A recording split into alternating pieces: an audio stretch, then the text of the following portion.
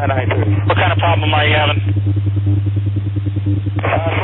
Smoke in the cabin. Roger. Standing by for you. You can plan where you want to. Enable directed Dolphin now. No radar vectors. Victor 592, turn left heading 140. Maintain 5,000. 7,000. Waco 49. Waco 49. Waco. Yeah, Critter 592 is coming back to Miami. Live from South Florida's news station, WSVN 7. This is 7 News at 10 o'clock.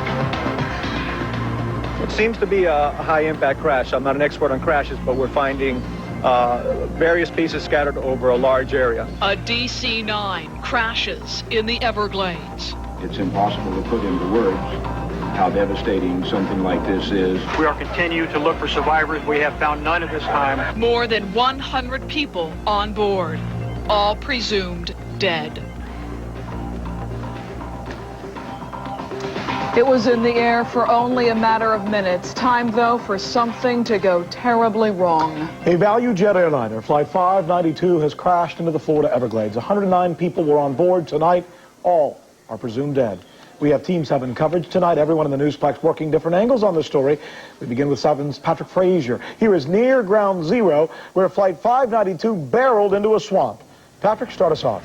Well, Rick, the rescue workers are still out here in the Everglades, but the truth is there's very little they can do. From the air, you can't even see the plane, and from the ground, there are no survivors to be seen. The Valuejet slammed into the Everglades, and right now it's assumed everyone aboard died. Patrick, we're going to be getting back to you, but we've got a lot of ground to cover tonight. The DC-9, we should tell you, was made by McDonnell Douglas. The plane was first flown in 1965. Now, this DC-9 can carry up to 113 passengers and crew. Its top cruising speed is 513 miles per hour, has a range of 1,076 miles. Emotional scenes today at both Miami International Airport and Atlanta's Hartsfield Airport. We have both scenes covered tonight, and we begin tonight with 7's Mark Ledner. He is at Miami International Airport. Mark? Lynn, a crisis counselor told news people just a short while ago that relatives of the victims have been collapsing in her arms. Those are her words. She's one of many counselors who's been helping out here.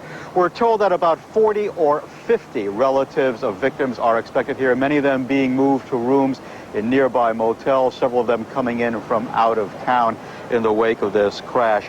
People who came to the airport earlier today looking for information were taken to a special room here. All right, we heard about the reaction and situation at Miami International Airport. Now to reaction from Atlanta's airport, the plane's, of course, scheduled destination. 7's Craig Stevens is putting together that story from the National Satellite News Center. Craig? Lynn, as opposed to the Miami airport where TV monitors were shut off, so not to worry other passengers, word of the crash reached and saturated the Atlanta airport pretty fast. Plenty of folks there upset by the news. Others, meanwhile, admitted to being a little bit relieved. Airline officials in Atlanta also set up so-called family rooms to shield relatives from the media and to offer them crisis counseling. That is it from this end for now, but we're going to be keeping an eye on the satellites for any additional information out of the Atlanta area.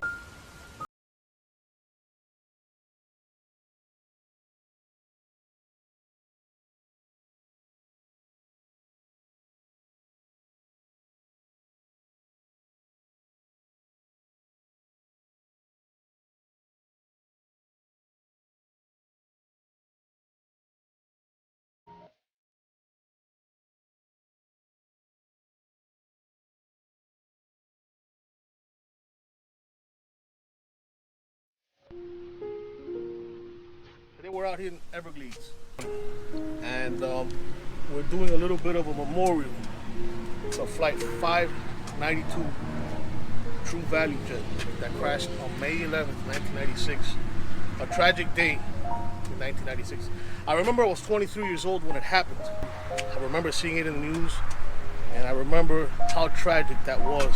110 people lost their lives when they left MIA, bound to Atlanta, Georgia.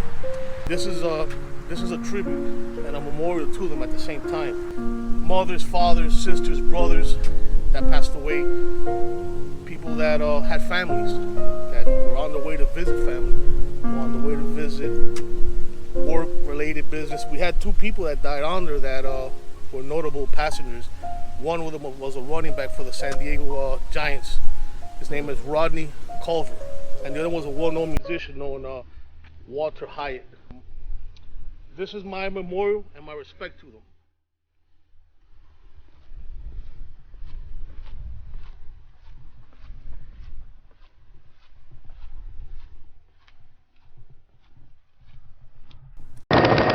Tell us what you saw. I saw this plane. I thought it was doing lazy 8 maneuvers off of the canal, and at first I thought it was a small plane and it was far away. Then I saw the swept back wings, and it was on a like a 75-degree bank angle down. When it hit the ground, the water and dirt flew up, and then I turned south to the accident, called up Miami Approach and told them what happened. The wreckage looked like if you take your garbage and just throw it on the ground. It looked like that. No survivors. They asked me if there's any survivors. Mm-hmm. And you saw no signs of survivors at that point either? No, there's nothing could have survived that. Flight 592 originated here at Miami International Airport and was destined for Atlanta Airport back on May 11th, 1996. And tragically, it didn't make its unfortunate arrival at Miami International Airport. A true Valuejet, I think it was. It was a very tragic day that day, and 110 people, including crew, lost their lives on that tragic day. True Valuejet, I don't think is no longer in service. I think they're down right now. I know they tried making some sort of contract with the military, but the military turned them down. It's on Wikipedia and it's public information, but this is it, Miami International Airport. And we're gonna be seeing if we get a couple of videos, and we're gonna take it from there.